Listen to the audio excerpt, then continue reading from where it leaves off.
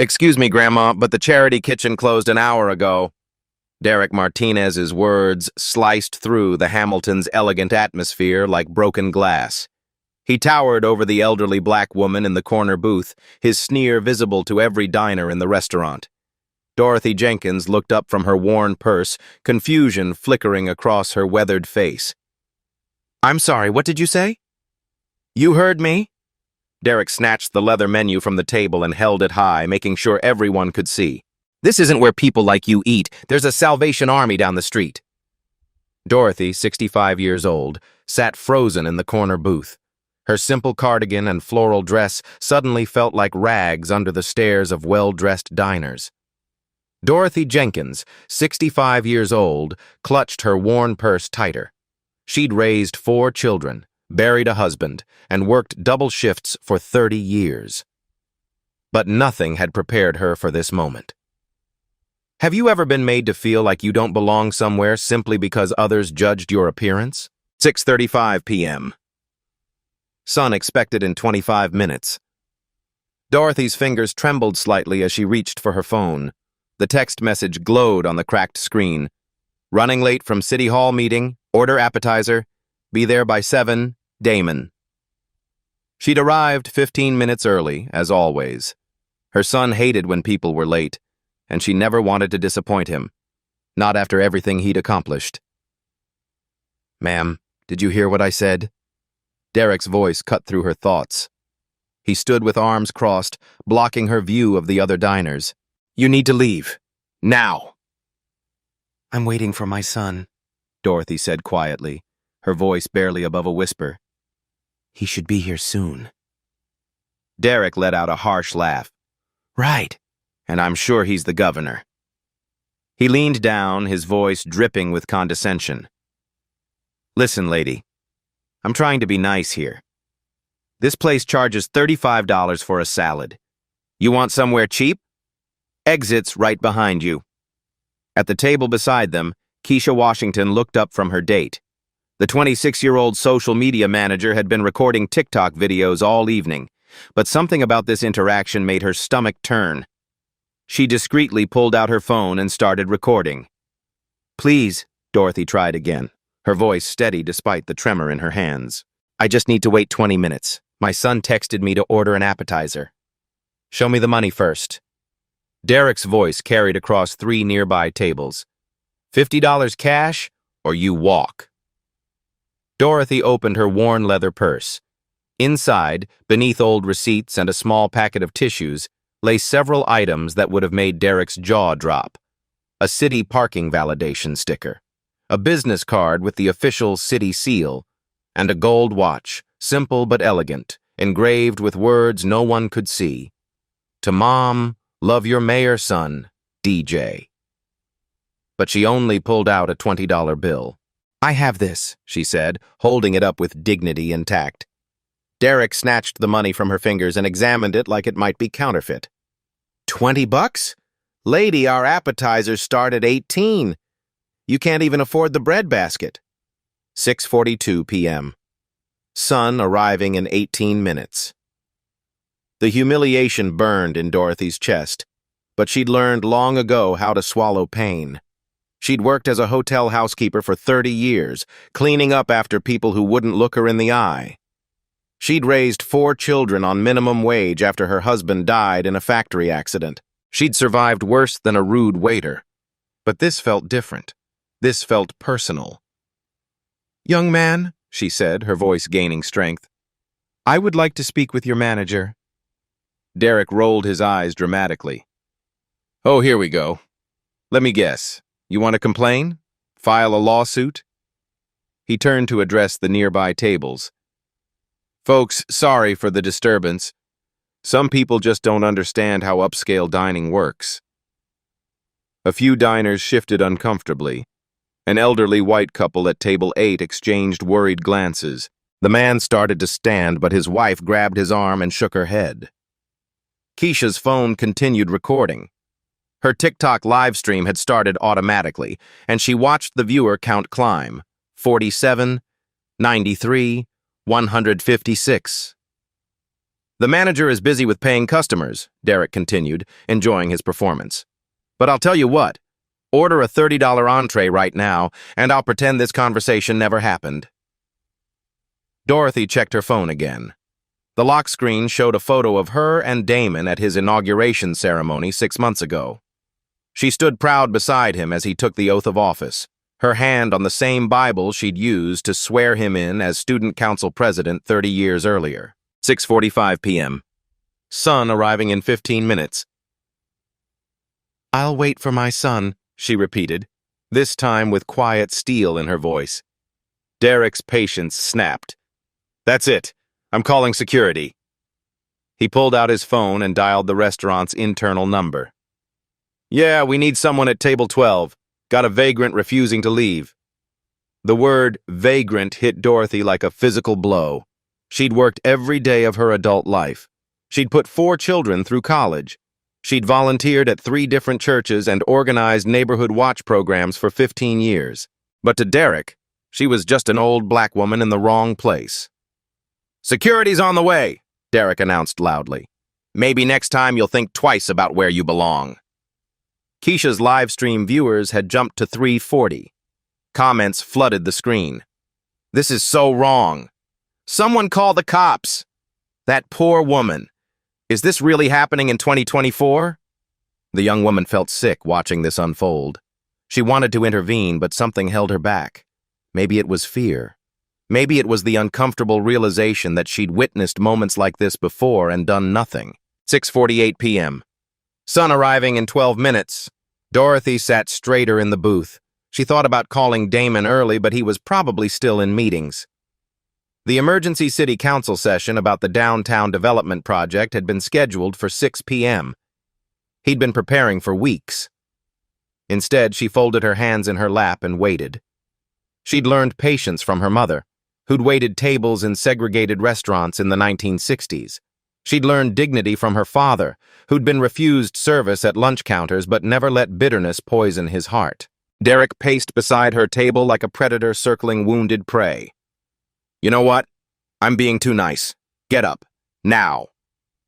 "No," Dorothy said simply. The single word carried 30 years of raising teenagers, a decade of dealing with difficult bosses, and a lifetime of standing up for herself when no one else would. Derek's face flushed red. "What did you just say to me?" "I said no." Dorothy looked up at him with calm eyes. "I'm not moving until my son arrives." 6:50 p.m. Son arriving in 10 minutes. The restaurant had grown quieter. Other conversations died as more diners turned to watch the confrontation. Keisha's live stream hit 580 viewers, and in the distance, Dorothy could hear heavy footsteps approaching. Security was coming. 6:52 p.m. Son arriving in 8 minutes. The security guard's footsteps echoed across the Hamilton's marble floor. Marcus Thompson, a 42-year-old former Marine, had worked restaurant security for 3 years. He'd seen his share of difficult situations, but something about this one felt wrong. The elderly woman sat with perfect posture, hands folded, looking more like someone's grandmother than a troublemaker. But Derek was practically vibrating with agitation. "Finally," Derek muttered as Marcus approached. "This woman has been causing problems for 20 minutes. She's refusing to order anything substantial and won't leave." Marcus studied Dorothy's face. She met his gaze without defiance or fear, just quiet patience. In his military experience, truly dangerous people rarely looked this calm. "Ma'am," Marcus said gently, "is there something I can help you with?" "I'm waiting for my son," Dorothy replied. "He asked me to meet him here at 7 o'clock. Derek snorted. "She's been saying that for half an hour, claims her son is coming but won't prove she can pay for anything. This is a business, not a homeless shelter." 6:54 p.m. Live stream viewers, 8:47. Keisha's hands shook slightly as she held her phone steady. The comments were coming faster now. "This is discrimination. Where is this restaurant? Someone needs to help her. I'm calling the news." A college student at the bar had started his own recording. An elderly white businessman discreetly took photos. The Hamiltons' own security cameras captured every angle, but still, no one stood up. "Look," Marcus said to Dorothy, his voice respectful. "I understand you're waiting for someone, but if you're not planning to order—" "She has $20, Derek interrupted. 20! Our cheapest entree is 35. She's wasting everyone's time." Marcus frowned. Something about Derek's tone rubbed him wrong. He'd grown up in Hamilton's East Side, watched his own grandmother face similar treatment at upscale establishments. "Ma'am, do you have a way to contact your son?" Marcus asked. Dorothy's fingers moved to her phone. The contact list showed Damon, mayor's office, at the top, but she hesitated. Her son was in important meetings. The downtown development vote could affect thousands of jobs. He's at work," she said simply. Derek laughed harshly. "Right, let me guess. He's the President of the United States, too." 6:56 p.m. Manager Patricia Collins arrives. The commotion had finally reached the manager's office. Patricia Collins, 38, had worked her way up from hostess to manager over 12 years. She prided herself on running a smooth operation, but the scene at table 12 was anything but smooth. "What's the situation here?" Patricia asked Derek, not bothering to look at Dorothy. "Vagrant situation," Derek said with satisfaction. "She's been here 40 minutes, ordered nothing but water, claims she's waiting for her son. I've been trying to handle it diplomatically." Patricia's eyes swept over Dorothy's simple clothes, worn purse, and modest appearance. In her experience, people who belonged at the Hamilton looked different. They carried themselves differently. They wore different clothes. "Ma'am," Patricia said with forced politeness, "we have a minimum order policy during dinner hours. I'm going to have to ask you to either place an order or allow us to seat other customers." "I understand your policy," Dorothy said calmly, "but my son specifically asked me to wait here. He's running late from a city meeting." "A city meeting?" Patricia's tone dripped skepticism. "What kind of meeting?" Dorothy hesitated again. She'd raised her children never to name-drop or use their father's memory for special treatment. Even after Damon became mayor, she insisted on making her own way. "City council business," she said vaguely. Derek rolled his eyes. "She's making it all up. Probably saw something on the news." 6:58 p.m. Live stream viewers, 1,240. Keisha watched her viewer count explode. People were sharing the stream faster than she'd ever seen. Comments flooded in from across the city. "I know this restaurant." "Someone call Channel 7. This is Hamilton's mayor's favorite spot." "The irony." That last comment made Keisha's heart skip. She'd covered city events for her social media job. Mayor Jenkins was known for his civil rights advocacy. He'd grown up in poverty, raised by a single mother after his father died young. A terrible thought began forming in her mind. 7:00 p.m. Sun officially late. Dorothy checked her phone. No new messages. Damon was never late without calling. The city council meeting must have run over. "That's it," Patricia declared. "It's 7:00. Either order a full entree or leave immediately." "I'd like to call my son," Dorothy said, her voice finally showing strain. "You can call him from the sidewalk," Derek snapped. "We've been more than patient." Marcus shifted uncomfortably. This felt wrong. The woman wasn't causing trouble. She wasn't drunk or disorderly. She was just waiting. "Ma'am," he said quietly, "maybe you could wait in the lobby area, just until your son arrives?" It was a reasonable compromise, but Derek exploded. "No! She's had her chance. She needs to go. Now!" He turned to the other diners. "I'm sorry, everyone. We're trying to maintain the quality dining experience you expect from the Hamilton." Several diners looked away uncomfortably. A few nodded in agreement. One businessman actually applauded. 7:02 p.m. The crowd gathers. Patricia called over 2 more staff members. The hostess, a young blonde named Savannah, and another waiter, James, both flanked Dorothy's table. 5 restaurant employees now surrounded one elderly woman. "This is your final warning," Patricia announced loudly. "Leave voluntarily or we'll have you removed." Dorothy looked around the circle of hostile faces. 5 people, all younger, all convinced they were right. All convinced she didn't belong. She thought about her late husband, Robert, who'd faced worse than this working construction in the 1980s. She thought about her children, who'd all graduated college despite growing up poor. She thought about Damon, who'd overcome every obstacle to become the youngest mayor in Hamilton's history. She thought about all the times she'd backed down, walked away, chosen peace over principle. Not tonight. "No," she said clearly. 7:04 p.m. Live stream viewers, 2,100. The word rippled through the restaurant like a stone dropped in still water. Conversations stopped. Silverware clinked to silence.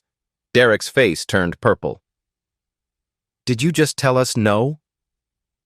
"I told you no," Dorothy repeated. "I'm not leaving until my son arrives." Patricia pulled out her phone. "That's it. I'm calling the police." The threat hung in the air like smoke. Dorothy had lived through enough to know what calling the police could mean for an elderly black woman in a confrontation with white restaurant staff. But she also knew something they didn't. She knew who her son was. 7:05 p.m. The point of no return. "Fine," Patricia said into her phone. "Hamilton police? We need assistance at the Hamilton restaurant. We have a trespassing situation that's become hostile." Dorothy closed her eyes for a moment. When she opened them, she looked directly at the security camera mounted above the bar. "My son," she said quietly, but clearly enough for Keisha's live stream to catch, "is going to be very disappointed about this." Marcus caught something in her tone. After 20 years in the military, he'd learned to read people. This woman wasn't making empty threats. But Derek was too far gone to listen. "Your son?" he laughed. "Lady, I don't care if your son is Barack Obama. You're trespassing and you're going to jail." 7:06 p.m. Something changes. Dorothy pulled out her phone with steady hands. She scrolled to her contacts and found the number she'd been avoiding. Damon. Work cell. Her finger hovered over the call button. Outside, a black SUV with government plates pulled into the parking lot. 7:07 p.m. The arrival. The black SUV's doors slammed shut in the parking lot. Through the Hamilton's floor-to-ceiling windows, diners could see a tall black man in an expensive charcoal suit striding toward the entrance. His tie was slightly loosened, sleeves rolled up, the look of someone who'd been in intense meetings all day. Behind him walked 2 other figures, a woman in a business suit carrying a leather briefcase, and a younger man with a press badge hanging from his neck. Savannah, the hostess, spotted them first. Her training kicked in automatically. Well-dressed customers meant good tips and positive reviews. "Oh my God," she whispered to James. "VIP coming in. Look at that suit." She rushed to the front door, smoothing her hair and putting on her brightest smile. "Good evening. Welcome to the Hamilton. Table for 3? The man's eyes swept the restaurant, taking in the elegant atmosphere, the scattered diners, and then he stopped. His gaze locked onto table 12, where 5 restaurant employees surrounded an elderly black woman. "I'm looking for my mother," he said, his voice carrying a tone that made Savannah's smile falter. "Dorothy Jenkins. She texted that she'd be waiting at table 12. 7:08 p.m. Recognition dawns. Savannah's eyes widened as she followed his gaze to the confrontation. Her stomach dropped as pieces clicked together. Your mother?" she stammered. "Dorothy Jenkins," the man repeated, flashing his business card. "I'm Mayor Damon Jenkins. We had dinner plans at 7. The business card might as well have been a lit stick of dynamite. Savannah stared at the official city seal, the embossed letters spelling out Mayor, and felt the blood drain from her face. Behind Mayor Jenkins, the woman with the briefcase stepped forward. "Sarah Miller, city attorney," she said crisply. We were just leaving a council meeting when the mayor's mother called about a situation. The third man, barely 25 with eager eyes, pulled out a digital recorder. Tom Rodriguez, Hamilton Tribune. Mayor Jenkins, can you comment on reports of discrimination at the Hamilton? 7:09 p.m. The moment of truth. Mayor Jenkins didn't wait for introductions. He walked directly toward table 12, where Patricia was still on the phone with police dispatch.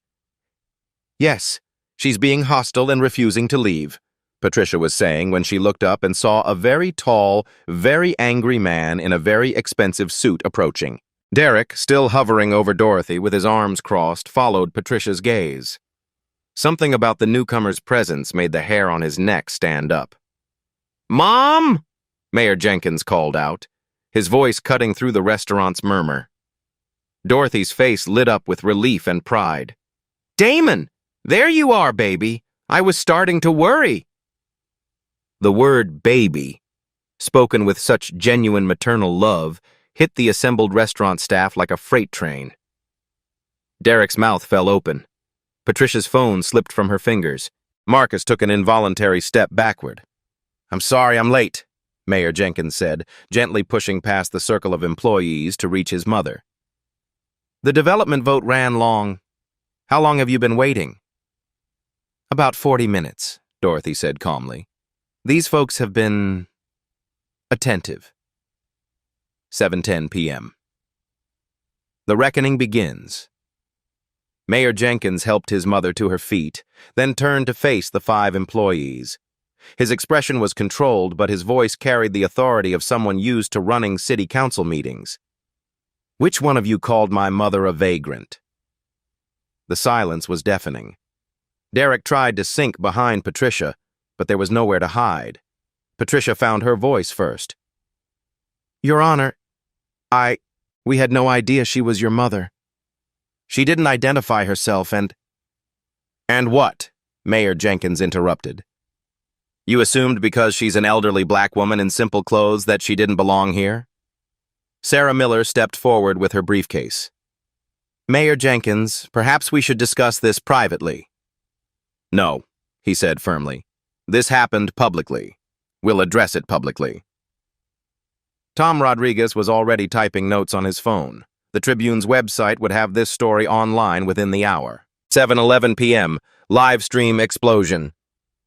Keisha's live stream had exploded to over 4,200 viewers. Comments flew by so fast she couldn't read them. "That's the mayor!" His mother got discriminated against. "This is going viral. Derek is so fired. I'm never eating here again." She was no longer just a witness. She was documenting a major news story in real time. Other diners pulled out phones. The elderly businessman who'd applauded Derek's behavior earlier was now desperately trying to delete the video he'd taken supporting the discrimination. "Ma'am," Marcus said quietly to Dorothy, "I want to apologize. I should have—" "You were kind," Dorothy interrupted gently. "You suggested the lobby. That was more than most people offered." Mayor Jenkins noticed the exchange. "Your security?" "Yes, sir. Marcus Thompson, former Marine. I tried to find a compromise, but—" Marcus gestured helplessly at Derek and Patricia. 7:12 p.m. The full revelation. "Mom," Mayor Jenkins said, his voice softening. "What exactly happened here?" Dorothy straightened her shoulders. Even surrounded by chaos, she maintained her dignity. "I arrived at 6:15, as you suggested. This young man," she nodded toward Derek, "told me this wasn't a charity kitchen. He said people like me don't eat at places like this." Derek's face went from red to gray.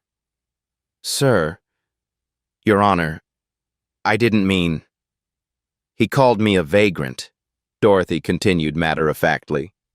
"Said I should go to the Salvation Army. When I refused to leave, they called security, then the manager, then threatened to call the police for trespassing."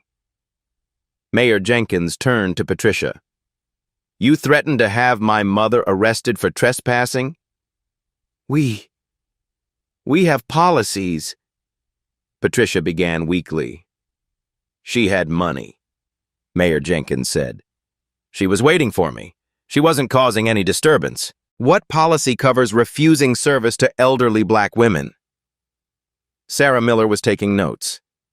As city attorney, she knew the Hamilton held several licenses that required renewal through the mayor's office. 7:13 p.m. The corporate panic. Patricia's phone buzzed with an incoming call from corporate headquarters. Word was already spreading through social media. Hamilton's corporate Twitter account was being flooded with angry comments. But Patricia couldn't bring herself to answer. She was too busy watching her career implode in real time. Derek, meanwhile, had gone completely silent. He stared at Dorothy with the sick realization that he'd just committed career suicide on camera. "Your Honor," James the waiter spoke up nervously, "I want you to know I wasn't involved in any of this. I just came over when Patricia called for backup." "Backup?" Mayor Jenkins raised an eyebrow. "Against my 65-year-old mother?" 7:14 p.m. The power revealed. Dorothy reached into her purse and pulled out the items she'd kept hidden. The city parking validation, the business card with the mayor's seal, the engraved watch. "I didn't want to name drop," she said simply. "I raised my children to make their own way in the world. But sometimes—" She looked at Derek, then Patricia, then each of the employees who'd surrounded her table. "Sometimes people need to understand that everyone deserves basic respect, regardless of who their children are." Mayor Jenkins put his arm around his mother's shoulders. "Mom, you shouldn't have to carry business cards to get decent treatment." "I know, baby. But I also know the world we live in." 7:15 p.m. Media frenzy. Tom Rodriguez stepped forward with his recorder. "Mayor Jenkins, this incident was live-streamed to thousands of viewers. Do you have a comment?" "I do." Mayor Jenkins looked directly into Keisha's phone camera, knowing the live stream was still running. "My mother, Dorothy Jenkins, worked as a hotel housekeeper for 30 years. She raised 4 children alone after my father died. She put all of us through college on minimum wage and tips." His voice grew stronger. "She volunteered at 3 churches, organized neighborhood watch programs, and never missed a PTA meeting. She is one of the most dignified, hard-working people I know." He paused, looking at Derek and Patricia. "The fact that restaurant staff judged her worth by her clothes instead of her character says everything about them and nothing about her." 7:16 p.m. The consequences begin. Patricia's phone rang again. This time she answered with shaking hands. "Hello? Patricia, this is Regional Manager Williams. We're watching the live stream. Is that really Mayor Jenkins?" Patricia looked at the tall man in the expensive suit, now gently helping his mother back into the booth. "Yes, sir. It's really him." "And did Derek really call the mayor's mother a vagrant?" Patricia closed her eyes. "Yes, sir. We'll discuss your employment status tomorrow. For now, get Derek out of there before this gets any worse." But it was already too late for damage control. 7:17 p.m. Dorothy's grace. Despite everything, Dorothy looked at Derek with something approaching sympathy. "Young man," she said quietly, "I hope you learned something from this. Not about who my son is, but about treating people with kindness regardless of who they are." Derek couldn't meet her eyes. "Mrs. Jenkins, I'm sorry. I really am." "I believe you are," Dorothy said. "But sorry isn't enough anymore." Mayor Jenkins checked his watch. "Mom, are you ready for dinner? I made reservations at Bella Vista instead." "That sounds lovely," Dorothy said, standing with grace despite the ordeal. As they prepared to leave, she turned back to the assembled staff one final time. "For what it's worth," she said, "the young man in security tried to help. Remember that when you're deciding consequences." 7:18 p.m. The exit. As Mayor Jenkins escorted his mother toward the door, the entire restaurant watched in stunned silence. Sarah Miller and Tom Rodriguez followed, already planning the legal and media response. Keisha's live stream hit 6,800 viewers as she filmed their dignified exit. The last thing her camera caught was Derek, slumped against the wall, finally understanding that he'd just destroyed his life over a $20 bill and his own prejudices. Outside, Mayor Jenkins helped his mother into the SUV. "I'm proud of you, Mom," he said quietly. "For what?" "For not backing down. For keeping your dignity. For teaching them something, even if they didn't want to learn." Dorothy smiled. "Your father would have handled it the same way." As they drove away, neither of them looked back at the Hamilton, but the internet would remember what happened there forever. 7:20 p.m. The return. 20 minutes after their dignified exit, Mayor Jenkins's SUV pulled back into the Hamilton's parking lot. This time, he wasn't alone.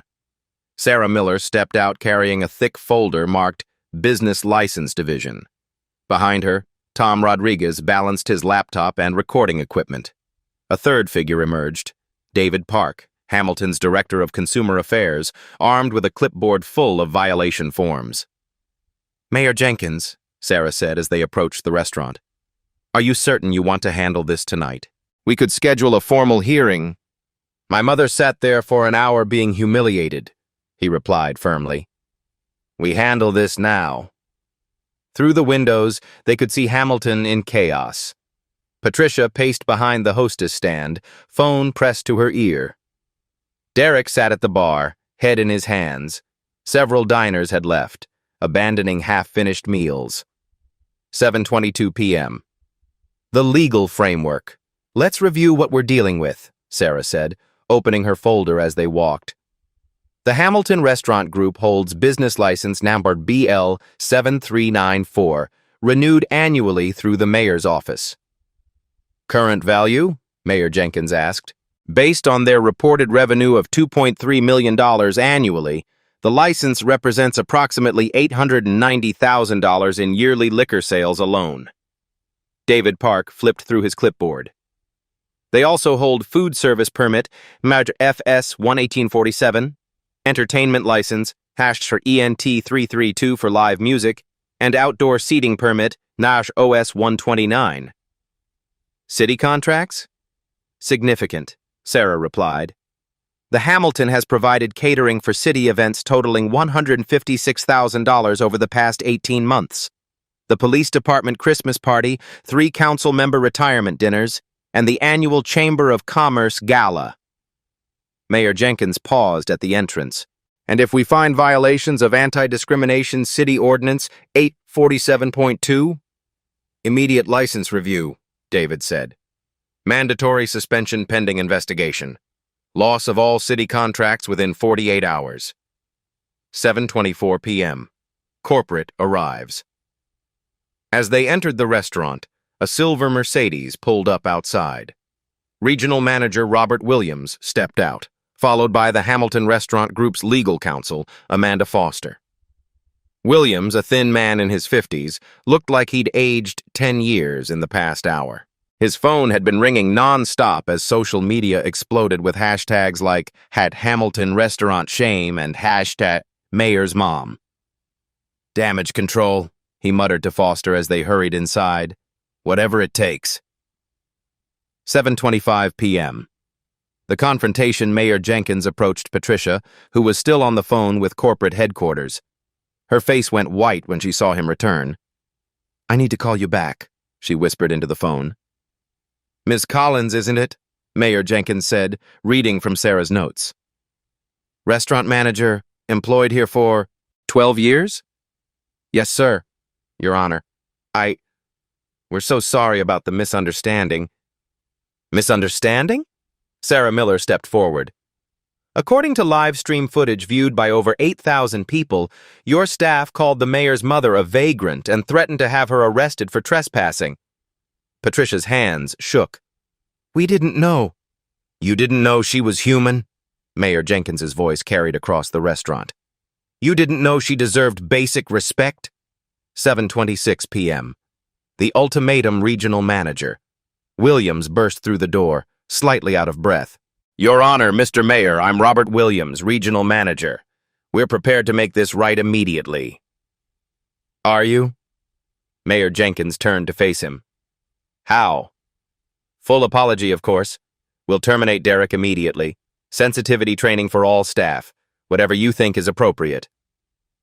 Sarah Miller opened her legal folder.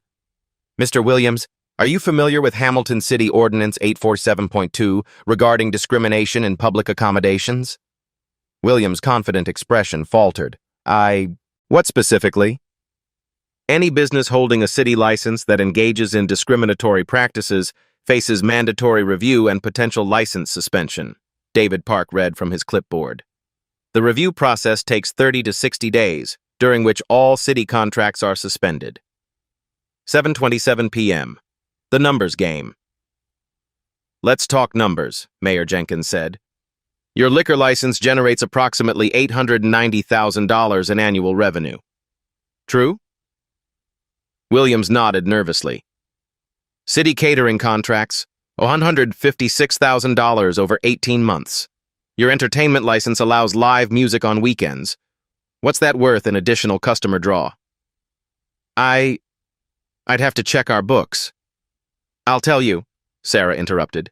According to your own business filings, weekend entertainment increases customer volume by 37%. That's roughly $280,000 in additional annual revenue. Amanda Foster, the restaurant's lawyer, finally spoke up. Your Honor, surely we can resolve this without involving license reviews. Can we? Mayor Jenkins looked at her steadily. Your employee called my mother a vagrant. Your manager threatened to have her arrested. Your staff surrounded her like she was a criminal. All because she's an elderly black woman who doesn't look wealthy enough for your establishment. 7:28 p.m. The real cost, Tom Rodriguez, had been quietly documenting everything. Now he stepped forward with his laptop. Mayor Jenkins, the live stream footage has been shared over 3,000 times in the past hour. Local news stations are calling for comments. This story will be on the 11 o'clock news tonight. He turned the laptop screen toward Williams. Your restaurant's Yelp page has received 47 one-star reviews in the past hour. Your Facebook page has been flooded with angry comments. Your Twitter mentions are, well, they're not good. Williams stared at the social media storm in horror. Every review mentioned Derek's treatment of the mayor's mother. Several customers were posting photos of credit card receipts with "Never Again" written across them. 7:29 p.m. Legal consequences. Here's what's going to happen, Sarah Miller said, pulling out official forms. I'm filing a formal discrimination complaint under City Ordinance 847.2. The investigation will take 45 days minimum. During that time, David Park added, all city contracts are suspended. No more catering jobs. No more police department events. No more council member dinners. That's over $10,000 per month in lost revenue, Williams calculated quickly. The entertainment license review will examine whether your establishment maintains community standards consistent with city values, Sarah continued. Live music permits can be revoked for violations of anti-discrimination policies. Williams was frantically taking notes. What would it take to avoid the review process? 7:30 p.m. The demands. Mayor Jenkins looked at his watch. You have 15 minutes to present a comprehensive anti-discrimination plan that satisfies the city attorney. 15 minutes? Amanda Foster protested. That's impossible. My mother sat in your restaurant for over an hour being humiliated, Mayor Jenkins replied coldly. 15 minutes is generous. Sarah Miller laid out the requirements. Zero tolerance discrimination policy in writing. Mandatory bias training for all staff within 30 days. Anonymous reporting system for customers. Monthly community advisory board meetings with local civil rights leaders. Monthly donation to local NAACP chapter, David Park added. Minimum $5,000 annually. Public diversity metrics, Tom Rodriguez suggested. Published quarterly on your website. Williams looked like he might faint. The cost of all this is significantly less than losing your licenses, Sarah Miller finished. 7:31 p.m. Derek's fate. Derek, who had been sitting silently at the bar throughout the negotiations, finally approached the group. "Your Honor," he said quietly, "I know I messed up. I know sorry isn't enough. But I got kids to feed. Please." Mayor Jenkins studied the young man who had called his mother a vagrant just an hour earlier. "How old are your children?" 8 and 6, girls. I've been a single dad since my wife passed." The revelation hung in the air. Even in his anger, Mayor Jenkins couldn't ignore the human cost. "Derek," he said finally, "you're still fired. That's not negotiable. But Mr. Williams, I want him in your diversity training program. I want him to learn why what he did was wrong. And I want him to have a chance to apply for positions at other locations after he completes it." Derek's eyes filled with tears. "Thank you. I'll do better. I promise." 7:32 p.m. Corporate surrender. Williams looked at his lawyer, who nodded grimly. The alternative was financial disaster. "We accept all terms," he said. "When can we start the training program?" "Tomorrow," Sarah Miller replied. "The Civil Rights Training Company is already contracted with the city. They can have trainers here by 9 a.m. "The Community Advisory Board will have its first meeting next week," David Park added. "I'll provide a list of recommended community leaders." "And Derek?" Mayor Jenkins looked at the former waiter. "You'll attend every session. You'll write a formal apology letter to my mother. And you'll speak at the first community meeting about what you learned." Derek nodded frantically. "Yes, sir. Absolutely." 7:34 p.m. The settlement, Amanda Foster was scribbling notes frantically. "We'll need all agreements in writing." "Already prepared," Sarah Miller said, producing a contract from her briefcase. "Standard anti-discrimination settlement with the city. Sign here, here, and here." Williams signed without reading. He had no choice. "The first diversity training session is Monday at 9 a.m., David Park announced. "All staff mandatory. Failure to attend results in immediate license review." "Monthly progress reports to the mayor's office," Sarah added. "Any future complaints trigger immediate investigation." "And gentlemen?" Mayor Jenkins looked at Williams and Derek one final time.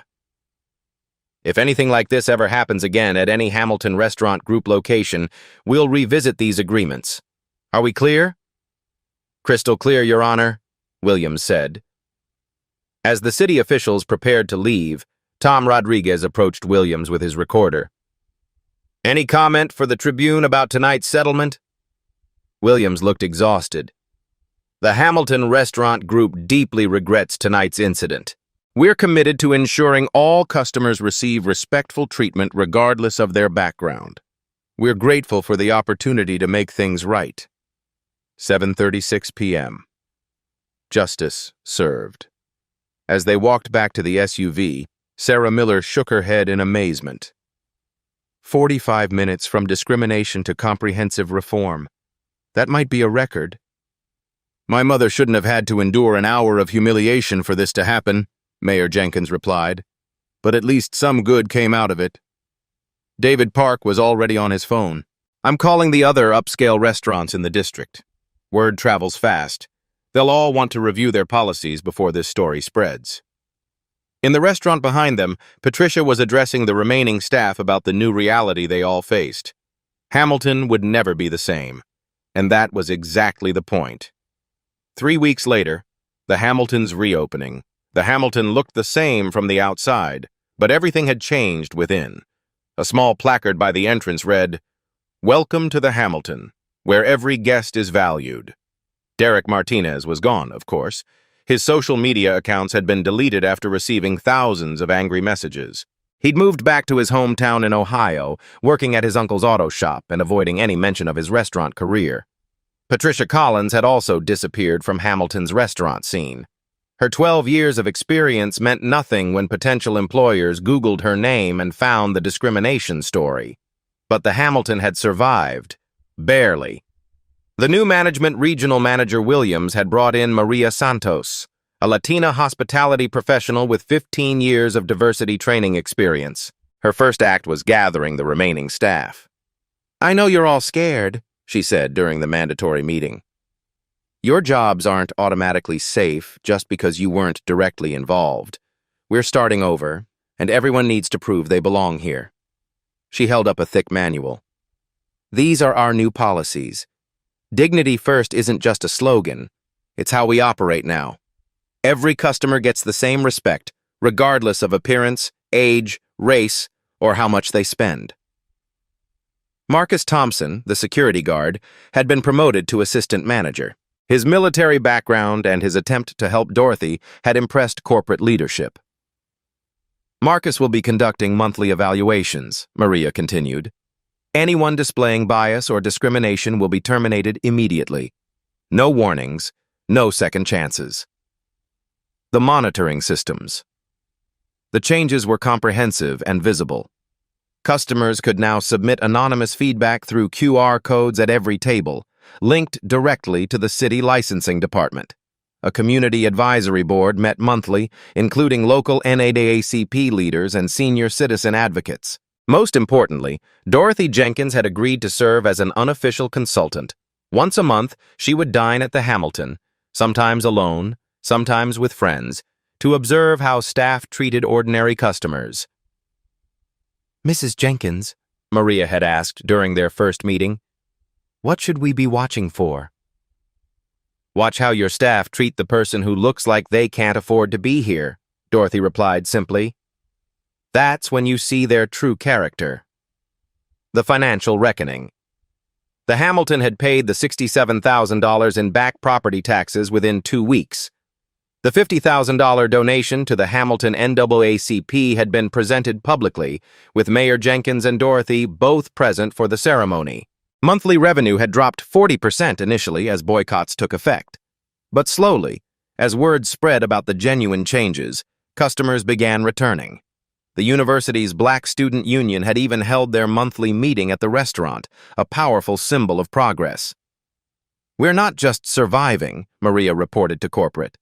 "We're building something better." Dorothy's monthly visit. On this particular Thursday evening, Dorothy sat alone at table 12, the same table where it all began. But this time, her experience was completely different. "Good evening, Mrs. Jenkins," the hostess said warmly. "Your usual table?" "That would be lovely, thank you." The server, a young black woman named Jasmine, coincidentally sharing a name with the college student who had first live-streamed the discrimination, approached with genuine respect. "Mrs. Jenkins, it's an honor to serve you tonight. Can I start you with something to drink while you wait for your son?" "Just water for now, dear. He's running a few minutes late from a city council meeting." "Of course." "Take all the time you need." The difference was remarkable. 3 weeks ago, this same scenario had triggered a crisis. Tonight, it was simply good hospitality. The ripple effects. The story had inspired changes beyond the Hamilton. 6 other upscale restaurants in Hamilton had proactively updated their staff training. The city council had passed an ordinance requiring anti-discrimination training for all businesses holding city licenses. Dorothy had received letters from elderly people across the country sharing similar experiences. Many thanked her for standing up with dignity instead of anger. "You showed us how to fight back without becoming like them," one letter read. Derek's aftermath. Derek had tried to rebuild his life in Ohio, but the internet never forgets. His name was permanently linked to the discrimination incident. He'd applied for dozens of jobs, only to be turned down when employers discovered his history. In a strange twist, he'd eventually written a letter to Dorothy through the mayor's office. "Mrs. Jenkins," it read, "I know I don't deserve forgiveness, but I want you to know that I think about what I did every day. I was raised better than that. I let my worst instincts take over, and I'm paying for it now. I hope I can become a better person because of this. I hope other people learn from my mistakes." Dorothy had read the letter twice, then filed it away.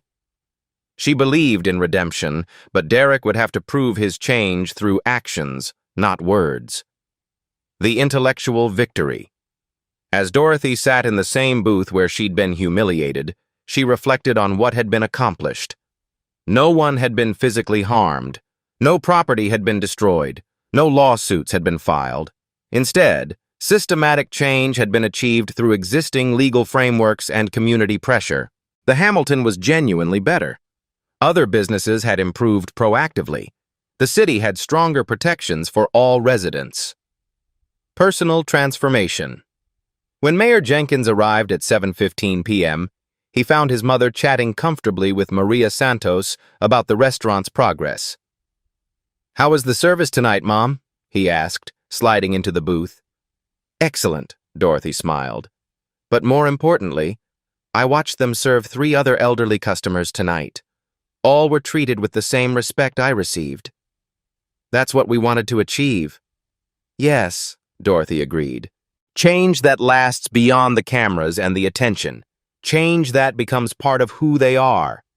As they ordered dinner, Dorothy finally getting that salmon salad she'd originally wanted, she felt a quiet satisfaction. She'd stood her ground, maintained her dignity, and helped create lasting change, all without raising her voice or compromising her values. Sometimes the most powerful victories are the quiet ones. 6 months later, the legacy. Dorothy Jenkins never sought to become a civil rights icon. She simply wanted to have dinner with her son. But sometimes history chooses ordinary people for extraordinary moments. The Hamilton incident had become a case study in business schools across the country. The Jenkins method, using existing legal frameworks and community pressure to create systematic change, was being taught alongside traditional protest strategies. Dorothy still lived in the same modest house where she'd raised her 4 children. She still drove her 10-year-old Honda Civic. She still shopped with coupons and looked for sales. But now, when she walked into any business in Hamilton, she was treated with a respect that went beyond recognition. She'd become a symbol of quiet dignity overcoming loud prejudice. The continuing impact. These real-life stories matter because they show us that change is possible. Dorothy's touching story proves that one person's courage can transform entire systems. Her Black story became everyone's story about standing up for what's right.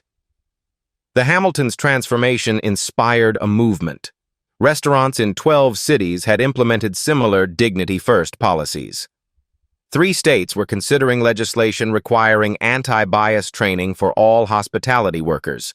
Most importantly, the incident had changed how people responded to discrimination. Instead of looking away uncomfortably, witnesses now documented and shared. The bystander effect was being replaced by active accountability. Keisha Washington, the young woman who'd live-streamed the original incident, now worked as a civil rights reporter for Channel 7. Her career had been launched by her decision to speak up when it mattered. Dorothy's wisdom. At a community forum last month, someone asked Dorothy what she'd learned from the experience. "I learned that dignity isn't something others give you," she said simply. "It's something you carry within yourself. No one can take it away unless you let them." She paused, looking out at the diverse crowd of young and old faces. "I also learned that real change doesn't come from anger or revenge. It comes from standing firm in your truth and insisting that others live up to their better selves." Mayor Jenkins' reflection. "My mother taught me something that night," Mayor Jenkins said in a recent interview. "She showed me that the most powerful response to hate isn't more hate. It's accountability. She didn't want to destroy anyone. She wanted to fix a broken system." The monthly dinners at the Hamilton had become a tradition. Mother and son sharing a meal where Dorothy had once been refused service. The staff now competed to serve their table, not out of fear, but from genuine respect. The final lesson. Life stories like Dorothy's remind us that heroes don't always carry weapons or make speeches. Sometimes they just refuse to move from a restaurant booth until their son arrives for dinner. Sometimes they maintain their grace under pressure and trust that justice will prevail. Sometimes they change the world simply by insisting on being treated like human beings. Your voice matters. Have you witnessed discrimination like this? Have you been made to feel like you don't belong somewhere you had every right to be? Your story matters. Your voice can create change. Document it. Share it. Don't let injustice hide in silence. Comment below with your own experiences. How did you handle discrimination when you faced it? What would you do differently now? Share this video because change happens when stories like Dorothy's reach the people who need to hear them most. Subscribe to Black Voices Uncut for more stories of quiet strength overcoming loud prejudice. Real people, real courage, real change. Because in the end, we all have the power to stand up like Dorothy Jenkins did, with dignity, determination, and an unshakable belief that everyone deserves respect.